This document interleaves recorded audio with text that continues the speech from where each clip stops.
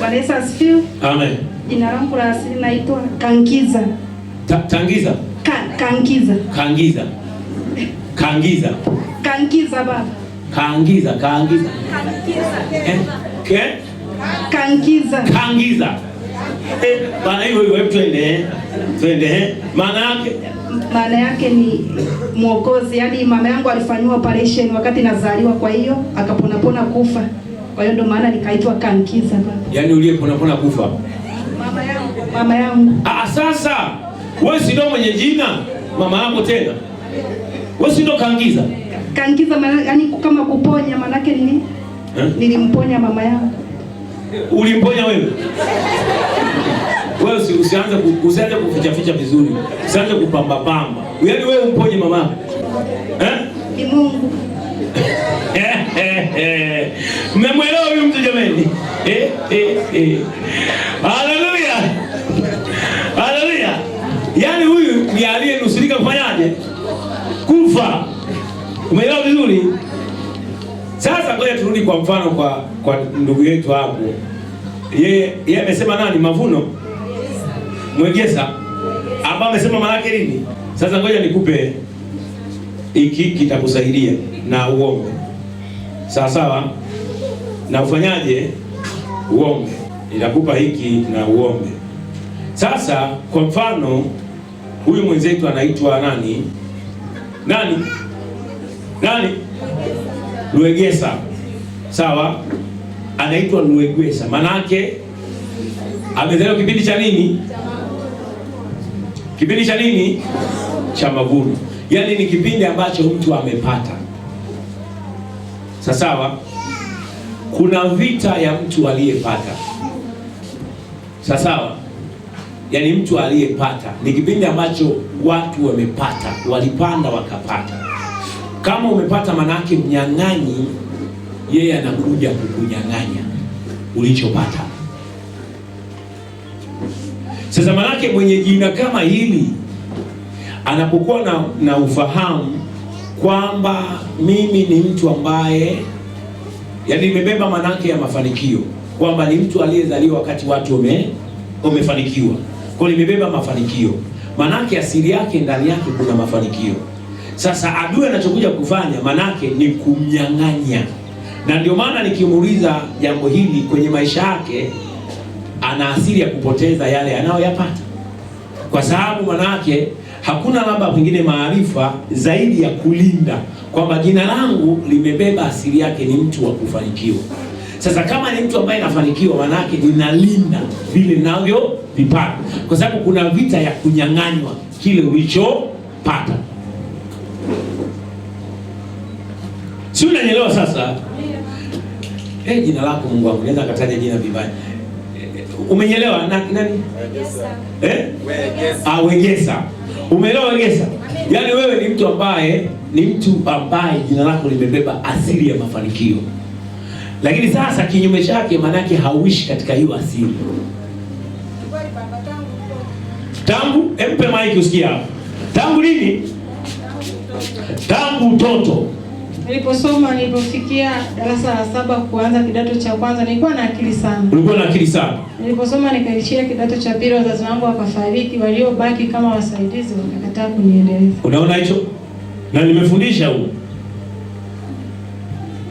Umeona kitu? Ina asili ya kuua. Nilipoingia kwenye ndoa pia nilifanikiwa kupata watoto, na pale nilipoolewa mwanamke niliyemkuta alikuwa hajapata mtoto na miaka 15. Nilipopata watoto watatu. Hebu njoo hapa madhabahu kabisa. Niliondolewa kwenye ndoa. Njoo kwanza hapa tuulize. Njoo hapa. Sababu hawa watu wanaweza panda kabisa na kuruhusu leo huo mhubiri upanda huko. Njoo. Kuna mtu mwingine haelewi hapa. Sogea. Unasema kwamba tangu mtoto nilipozaliwa, nilipofikia kumaliza elimu ya msingi, nikaenda sekondari, nikasoma shule ya technical. Ndio. Nilipofikia kidato cha pili, wazazi wangu wakafariki wote. Wazazi wakafariki wote? Wazazi waliokuwa wamesalia, wazazi wangu walikuwa watumishi, waliacha mali nyingi. Ndio. Lakini wazazi waliokuwepo kama walezi walikataa kuniendeleza. Wakakataa kuendeleza. Wakasema hatuwezi kumuendeleza mtoto wa kike. Nikaishia hapo. Ndio. Nikapata mchumba mwalimu. Akanioa na yeye aliniahidi kuniendeleza. Ukaolewa na mwalimu? Akaniahidi kuniendeleza angalau nipate ujuzi. Alinielekeza nikapata ujuzi wa ufundi. Na nilimkuta na mwanamke. Lakini yule mwanamke alikuwa hajapata watoto. Nilipopata watoto 3 kwa mkupuo, yani matatizo yakaanza. Yule mwanaume akanifukuza kwake, akaninyang'anya watoto. Nikaondoka, nikawa na maisha ya hivyo tu. Ukawa na maisha hivyo tu. Kila ninapojaribu kupata mafanikio yanakuja, ile nilicho nacho kinaondolewa. Kile nilicho nacho kinaondolewa. Na hata sasa mpaka sasa hivi ninafanya kazi, lakini mshahara wangu ninagawana na mtu. Unaona? Yaani wewe unafanya kazi alafu unagawana na mtu? Ndio. Yaani huyo ndo alikuweka hapo au inakuwaje? Alifanyia mpango nikapata kazi, lakini baada ya kupata kazi alilazimisha kuendelea kukaa na mimi. Lakini kwa habari ambayo nilikuja hapa madhabahuni, mtumishi alisema kwamba unapokunywa maji, kunywa maji ya kisima chako. Na kweli nilikuwa nikiangalia kwamba haya maji ninayotumia sio ya kisima changu. Hapo hapo hapo. Ili niendelee kuwa mwaminifu mbele za Mungu, nikamwambia mimi nakaa maisha yangu. Akasema kwa vile nimekusimamia, hii pesa tutakula wote. Umesikia sasa? Jamaa akamtafutia kazi.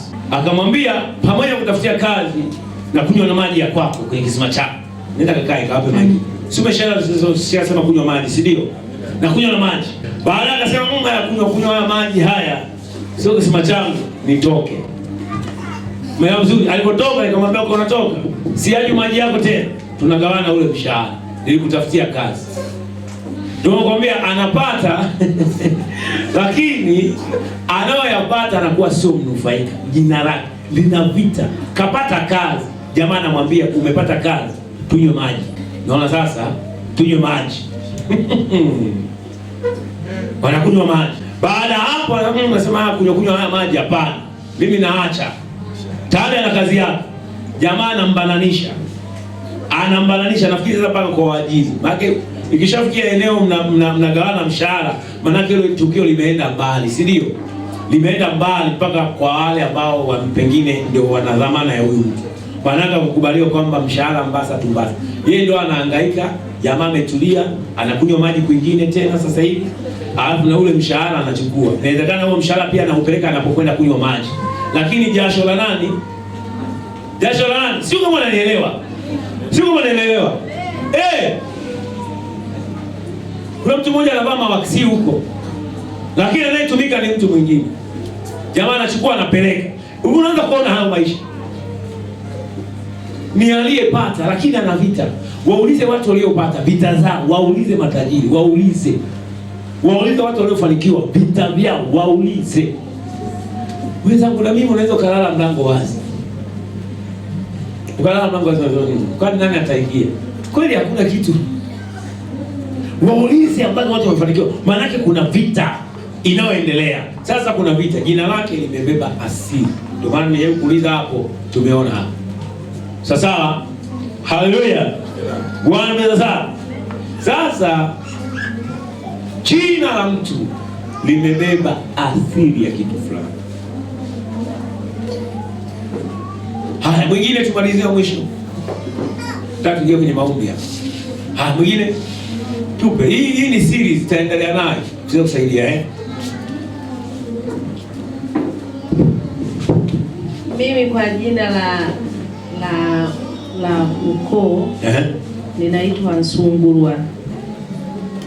Anaitwa Nsungu. Wazao tunacheka ndo majina ya watu wale. Anaitwa Nsungurwa. Kwa maana hiyo jina. Maana yake siku mama anauma uchungu, baba alikuwa amefungwa. Kwanza tupe kwanza jina, maana yake tafasiri. Tafasiri yake ni kwamba wakati mama alikuwa ujauzito. Siku baba anatolewa jela. Anapokupiga hodi pale nyumbani mimi nikawa nimezaliwa. Baba akasema huyu ni mwite Nsungurwa, amenifungua. Kwa hiyo mimi nilikuwa kama vile nimemtoa jela. Unasikia majina ya watu wale?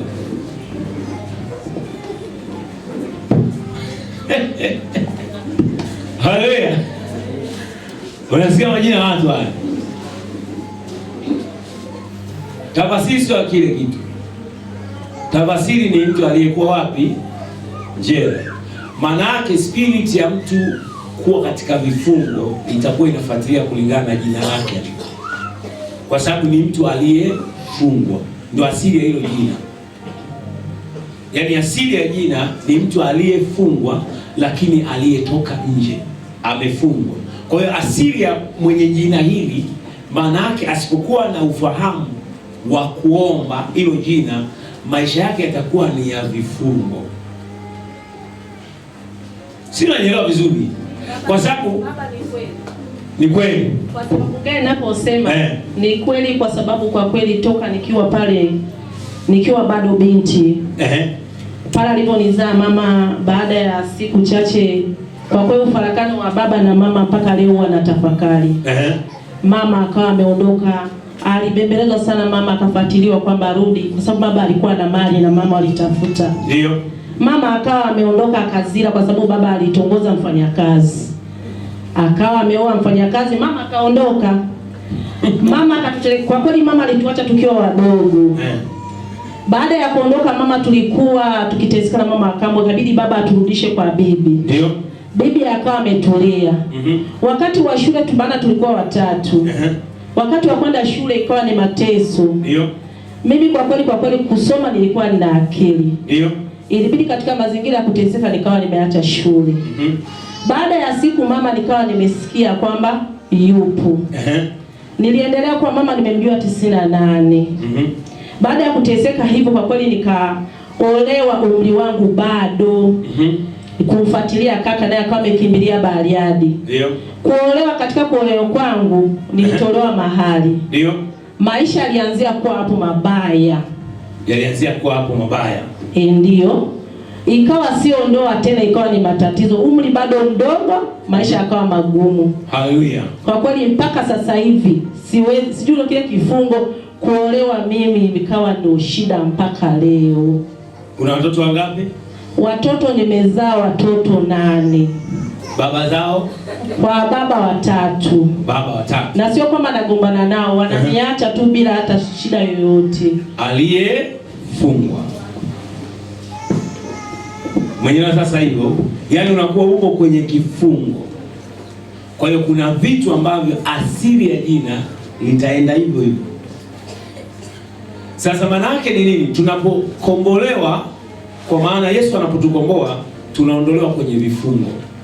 Sasa changamoto tulionayo watu wengi, hatujajua kuishi maisha ambayo ya kuwa huru nje na vifungo.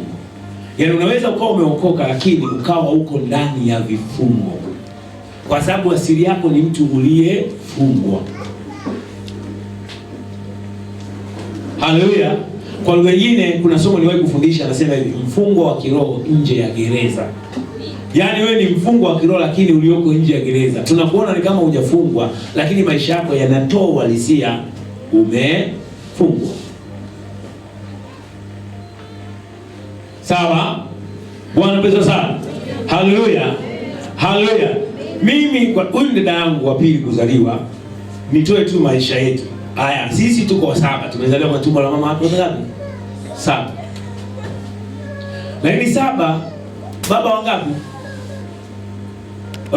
4. Baba 4.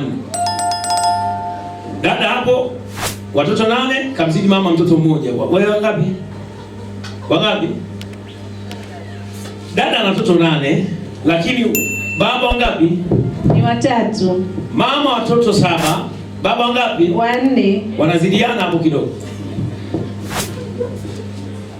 Yaani nataka nikuonyeshe kwamba tunapozungumza hivi vitu ni vitu ambavyo vipo. Sawa, vipo. Haya, kaka wa kwanza na watoto wangapi?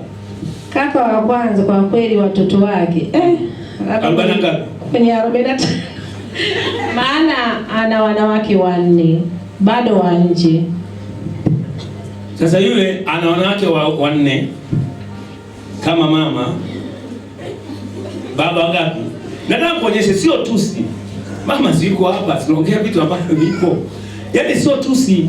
Mimi nataka kuambia hivi, tunaposema ukongeni, kuna vitu ambavyo usiposhughulika navyo kabisa unaviona kwenye maisha yako. Wala sio tusi. ni maisha halisi ya watu ambao wameishi na matokeo. Sasa mimi nilipookoka, akili ikaja. Mimi nafikiri sijui ingekuaje. Kwa sababu balaa langu nalijua. Haleluya. Sasa mimi nilipookoka, pamoja na mavurugu yote, akili ikanijia kwamba hivi ninatakiwa sasa, yani mabadiliko yawepo kwenye maisha yangu. Jambo la kwanza nikasema lazima nioe. Yani nioe kabisa, mke wa habari ya kanisani nioe. Lakini akili ikatuma kwamba lazima nizae sehemu moja. Kwa sababu nikiangalia upande wa baba ni hivyo hivyo, upande wa mama ni hivyo hivyo. Sasa manake tunapookolewa kuna nuru inayokuja kuanza kuona kwamba hiki kitu hakiko sawa. Sasa unapoanza kutokuwa sawa, ndio unachukua jukumu. Ndio mimi na watoto 5, lakini mimi ndo baba na mama yule mmoja. Sasa ni nini? Manake ni ile neema ya Kristo inapoingia na kuanza kujua, unaanza kushughulika na asili.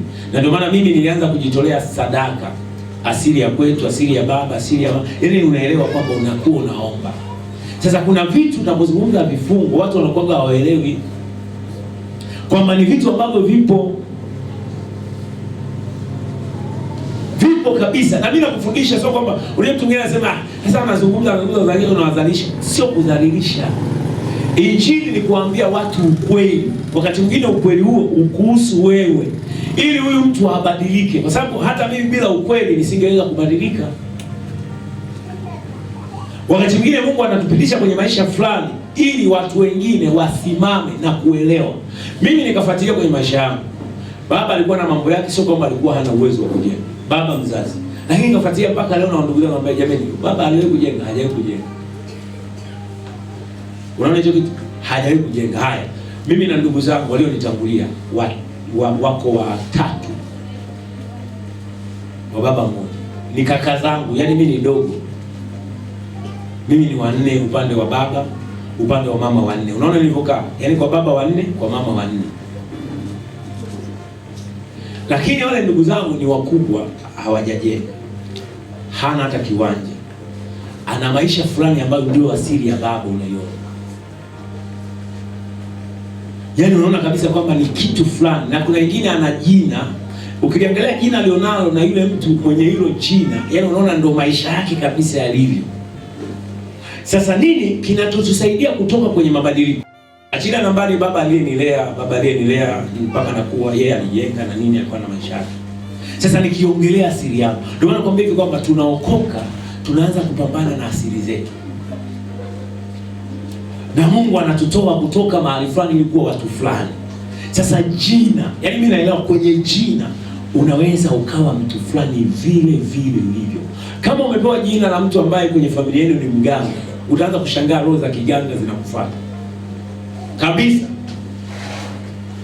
Hata hapo wapo watu ambao yaani jina ulionalo asili yake mwenye nalo ni jina ambaye kabisa ni mganga, ni mtu fulani. Unashangaa zile roho zinakuwa zinakufuatilia.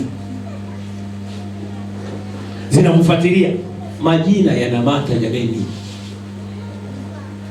Yana kitu kinachoendelea kwenye maisha yako. Okay, mtu wa mwisho, mtu wa mwisho. Malizia, mtu wa mwisho nani? Unataka tushare na wewe kidogo tupate picha hiyo. Haya, wewe kule. Jina hapo. Mimi naomba nilitaje, ila naomba mkuja mmoja asimame anisaidie. Wapo wa kutosha. Sawa, wapo wa kutosha. Wako hapa wamekaa mbele hapa. Bwana Yesu asifiwe. Amina. Mimi jina langu la ukoo nililopewa linaitwa Wantalo. Naomba mkuja mmoja anisaidie kulitafasiri. Wantalo. Hata Kiswahili tu yenyewe nalionaona tumempa Wantalo. Haya. Bwana Yesu asifiwe. Amen. Ametaja Wantalo. Ni Wantalo. Si ndio? Wantalo maana yake chale zile. Chale. Zile chale kuchanja na wanaita chentalo. Chentalo. Juma uko sawa? Shentaro. Ndio chale. Ndio. Haya. Galia mtu huyo sasa maisha yake. Yaani huyu ni mzee wa nini? Ni mzee wa maagano. Yaani hapo kuna maagano yamelala. Mwenye hilo jina ni mtu ambaye anahusiana na masuala ya maagano. Kwa sababu anaonyesha mkono hapo, ngoja tumsikie. Ni kweli mimi kipindi nazaliwa yule bibi naye anafariki. Ila kwa ninavyofuatilia wanasema yule bibi yake na bibi yangu huyu kizaa baba alikuwa ni mzee wa kimila, wanaoenda jandoni kila wanapoenda lazima wapitie kwake. Naona nimesema mzee wa maagano. Yaani maagano hapo yamekaa hapo. Kwa hiyo hapo tukianza kuomba utaona tena hilo jina Juma utanitajia. Anaitwa nani? Tulitaje hilo utaona.